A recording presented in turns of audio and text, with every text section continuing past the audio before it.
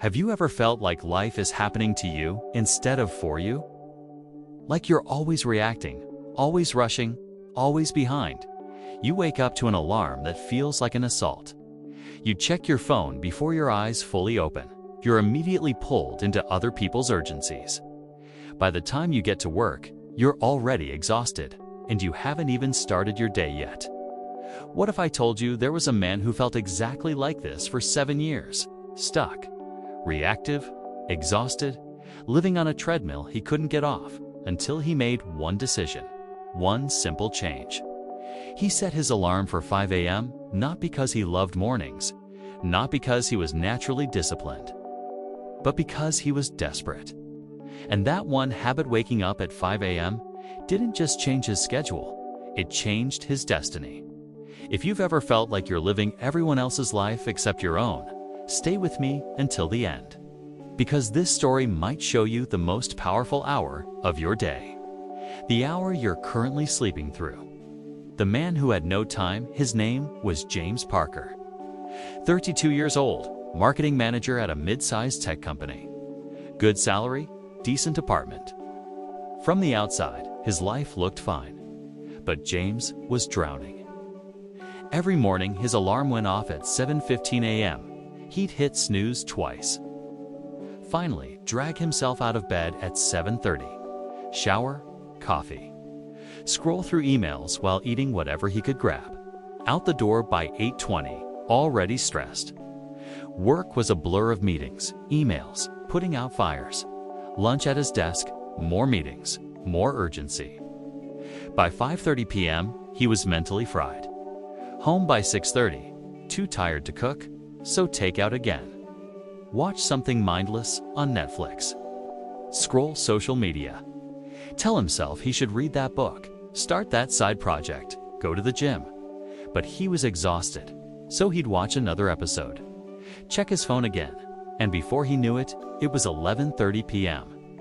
I'll start tomorrow, he'd think, climbing into bed. And tomorrow came. Same cycle, different day. 7 years of this. 7 years of feeling like life was slipping through his fingers while he was too busy reacting to stop and redirect. James had dreams once. Write a book, start a business, get in shape, learn guitar, travel, but he had no time, no energy, no space in his life for anything except survival mode. This can't be it, he'd think sometimes, lying awake at 11:45 p.m., phone still in hand. There has to be more than this, but the next morning, the alarm would go off, and the cycle would start again. The moment of desperation, it was a Sunday evening in October. James was sitting on his couch, scrolling through social media, when he saw a post from an old college friend. The friend had just completed a triathlon, posted photos of crossing the finish line, talked about the training journey, how waking up early to run had changed everything. James felt something twist in his chest. Not jealousy, grief. Similar ambitions, similar potential. But while his friend was crossing finish lines, James couldn't even finish a book. He looked around his apartment, takeout containers on the coffee table, laundry piled in the corner, the guitar he bought 2 years ago still in its case, the journal he'd meant to start still blank. Where did 7 years go? He whispered to himself. That night, James couldn't sleep. He lay in bed, staring at the ceiling, doing math in his head. 7 years, 2,555 days. He'd been telling himself tomorrow for 2,555 days. At 1:30 a.m., he grabbed his phone and started Googling how to find time, how to be productive, how successful people start their day. Every article said the same thing. Successful people wake up early. 5 a.m., 4:30 a.m. Some crazy people even said 4 a.m. James had never been a morning person. The idea of waking up before sunrise felt impossible, miserable. But at 1:45 a.m., exhausted and desperate, he made a decision. 1 week, he thought. I'll try waking up at 5 a.m. for 1 week. If it's terrible, I'll quit. But I have to try something different, because this isn't working. He set his alarm for 5 a.m. Then, for the first time in months, he put his phone across the room and went to sleep. Week 1, the brutal beginning. Monday morning, it's 4:59 a.m. The alarm screamed from across the room. James's body felt like concrete. Every cell in him wanted to stay in bed. But he'd put the alarm across the room for exactly this reason. He had to physically get up to turn it off. He stood there, phone in hand, eyes half closed. The room was dark, silent. The world was asleep. "This is insane," he muttered. But he'd made a deal with himself. 1 week, he stumbled to the kitchen, made coffee, sat at his dining table in the quiet darkness. And then, nothing. He had no idea what to do with this time.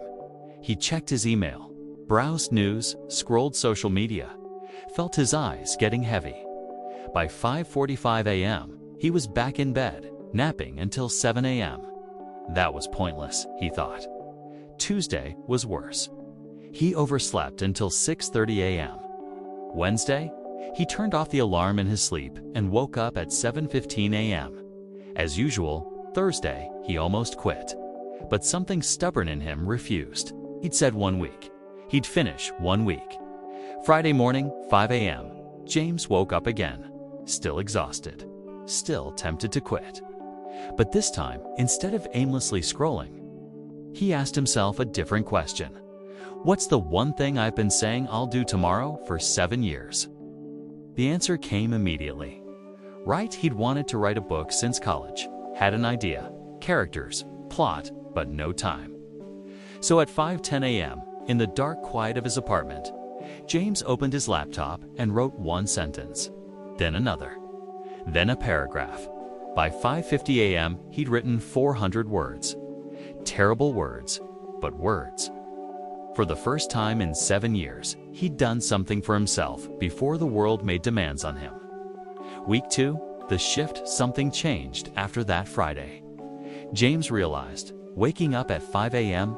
wasn't about the time.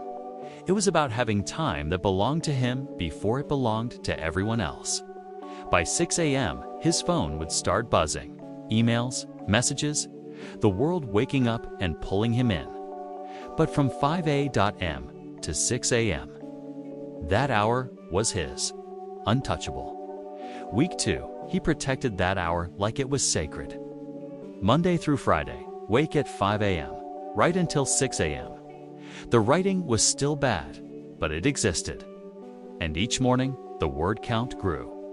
By the end of week 2, he had written 3,000 words.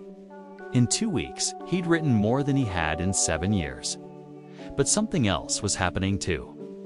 Because he was waking up at 5 a.m., he had to go to bed earlier.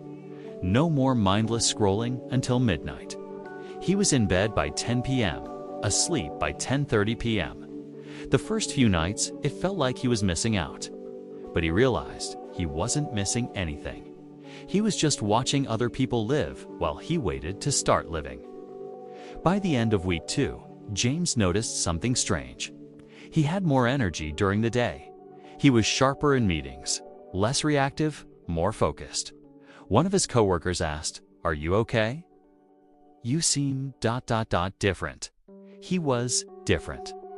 He was becoming someone who did things instead of planning to do things. Week 4, the Keystone. By week 4, waking up at 5 a.m. wasn't just a habit. It was the anchor of James's entire day. Because he was writing every morning, he started reading about writing at night, which meant less Netflix, more learning. Because he was going to bed at 10 p.m., he stopped eating heavy dinners at 9 p.m. He started eating lighter earlier. Because he had more energy, he started going to the gym after work. Not every day, but twice a week, which was infinitely more than 0. One habit, waking up at 5 a.m., was creating a cascade of other positive changes. Psychologists call this a keystone habit. It's a single behavior that triggers a chain reaction of other good behaviors. James didn't plan for this, he just wanted to write. But by protecting that 1 hour in the morning, he was restructuring his entire life. By the end of week 4, he'd written 12,000 words. He'd gone to the gym 6 times. He'd read 2 books. He'd cooked dinner at home more than he'd ordered takeout.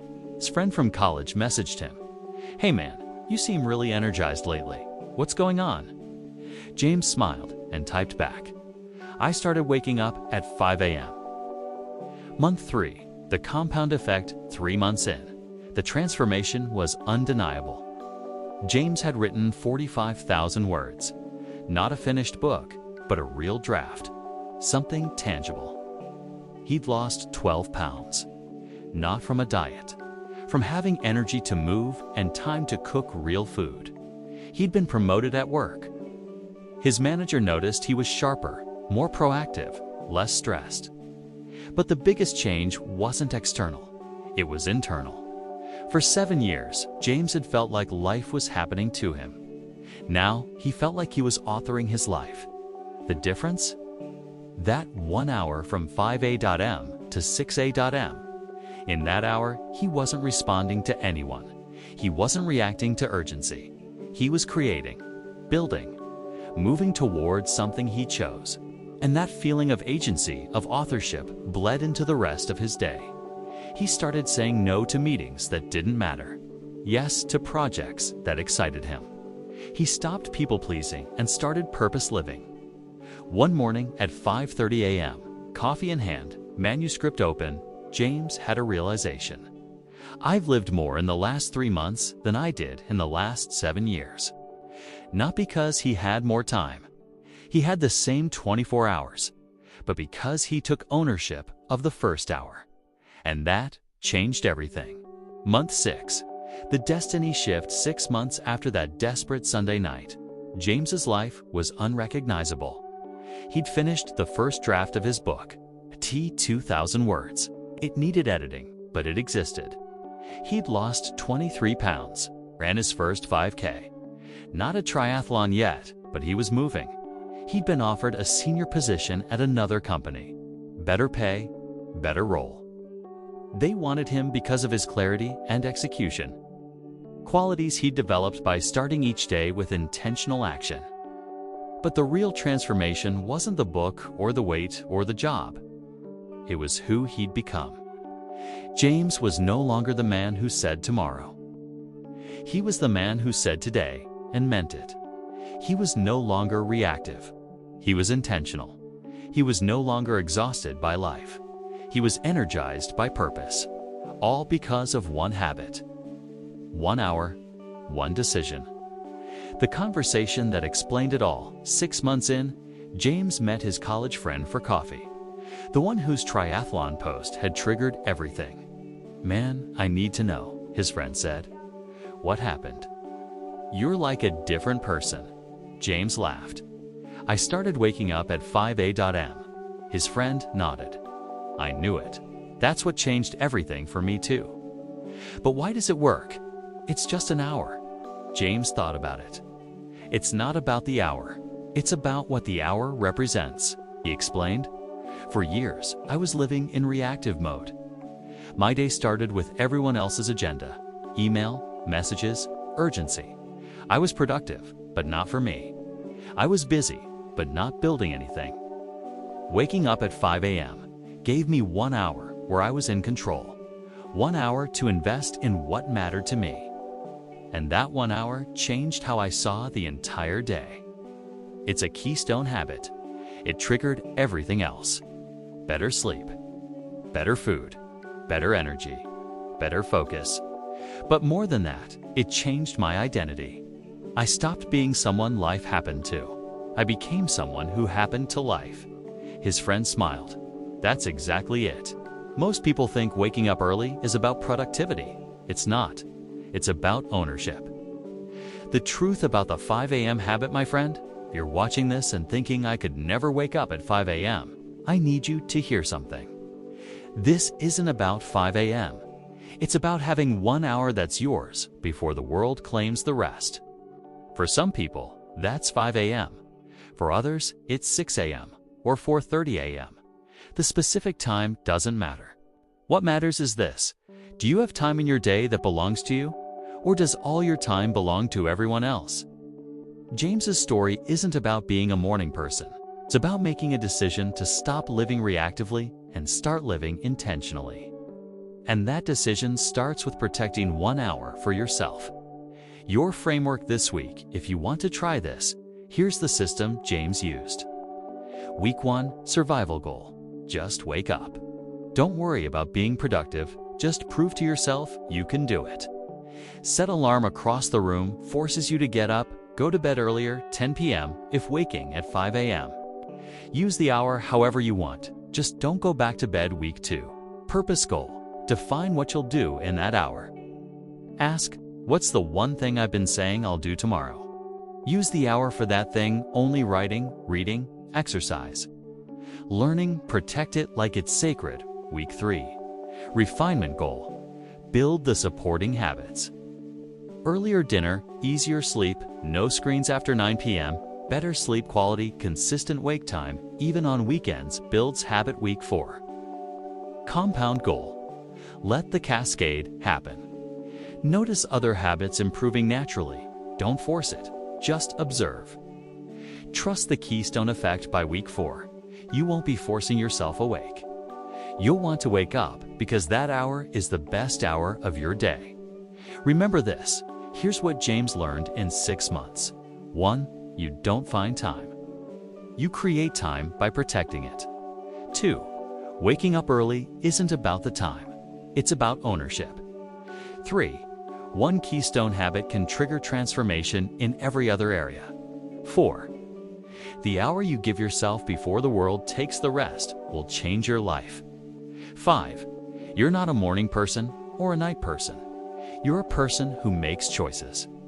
The question James asks himself every morning at 5 a.m. when the alarm goes off and his body wants to stay in bed, James asks himself one question: do I want to live today, or do I want today to live me? That question gets him out of bed every single time, because he knows the person who wakes up at 5 a.m. and uses that hour intentionally is authoring their life. The person who hits snooze and starts the day reacting is letting life author them. Your turn, drop a comment. What's the one thing you would do with one protected hour every morning? Not what you think you should do, what you actually want to do. What you've been saying tomorrow to 4 months or years. And if this story helped you see that time isn't found, it's created. Share it with someone who keeps saying they don't have time. Until the next video. Remember, you don't need more time, you need protected time. And it starts tomorrow at 5 a.m. or 6 a.m. or whenever you decide to take back your first hour. The life you want doesn't start when you have time. It starts when you make time. 1 hour, one habit, one destiny. Now it's your turn to wake up.